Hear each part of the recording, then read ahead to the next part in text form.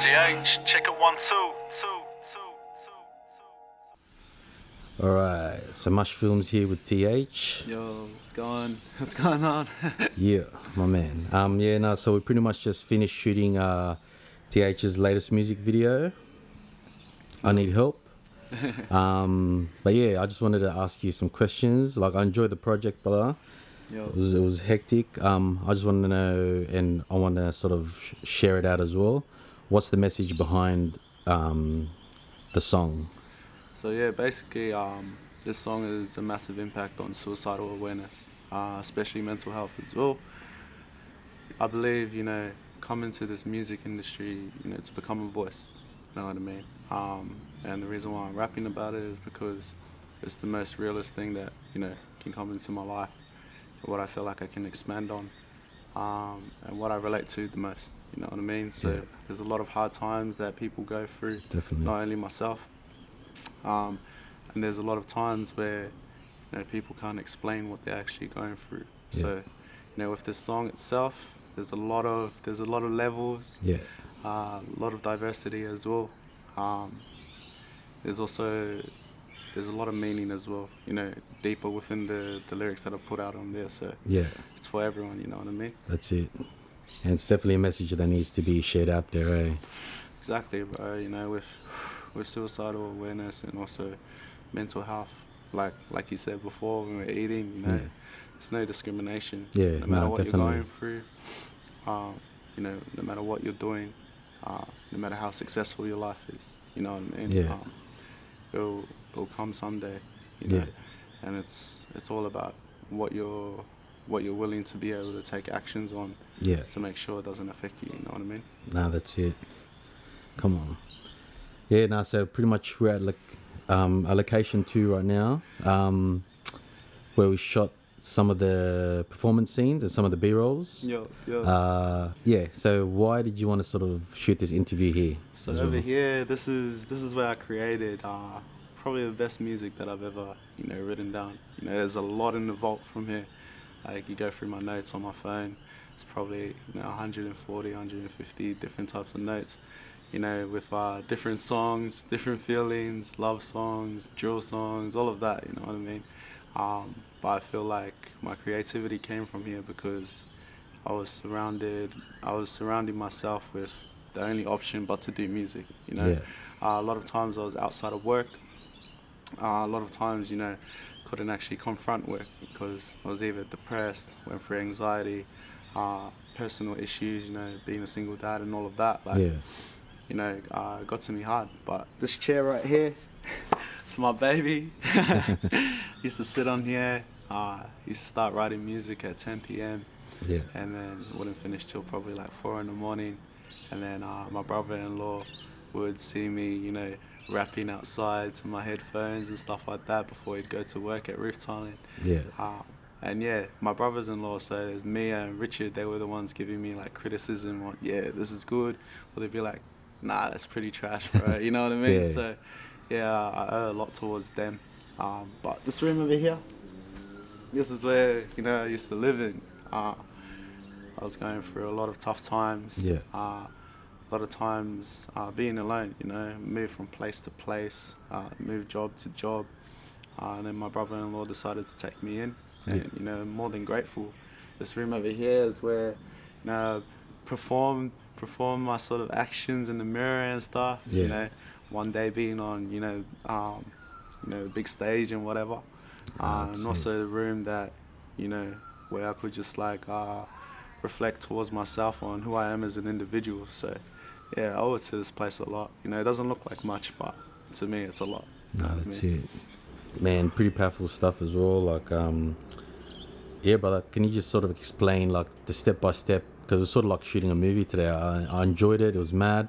Can you just explain pretty much what we shot today? What's the... Yeah, easy, bro. Yeah. I think with both of us, we enjoy the process. Yeah. You know what I mean? I'm pretty new to taking music seriously, and you're pretty new, coming into the game of videography and shit like that. But yeah, throughout the last 3 days and what we've been doing, we're trying to depict the story. Yeah. You know what I mean? There's a lot of B-rolls in there. B-rolls that relate towards the reasoning of why people go through what they go through. You know what I mean? The first B-roll that we actually went through was with Dovi. So massive shout out towards Dovi in Canberra, being Dwayne Johnson. And so we had a shot where, you know, I'm walking out of the room.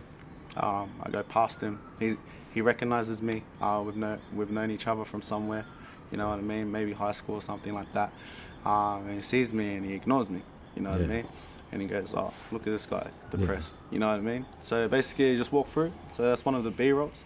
And then the second B-roll that we actually went through was also the sort of Polynesian impact. Yeah. So a massive sort of cultural brand, you know, within this actual song, is reaching out towards Polynesians and Islanders. You know, because I feel like with our culture, we don't feel ashamed. It's not that we're shy, but we don't know how, you know, to actually explain what we're going through. You know what I mean? So there's a massive scene where a father goes to work. He's been given, you know, pretty much that he's terminated from that job.